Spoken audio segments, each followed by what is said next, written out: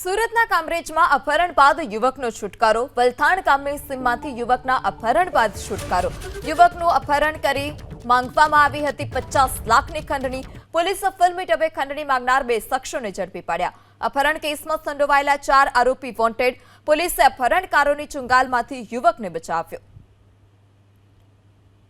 ત્યારે યુવકનું અપહરણ કરી 50 લાખની ખંડણી માંગવામાં આવી। પોલીસે ફિલ્મી ઢબે જે અપહરણકારોની ચુંગાલમાંથી જે યુવક છે તેને છુટકારો અપાવ્યો છે। ખંડણી માંગનાર હાલ બે શખ્સો ઝડપાયા છે, જ્યારે અન્ય વોન્ટેડ જાહેર કરવામાં આવ્યા।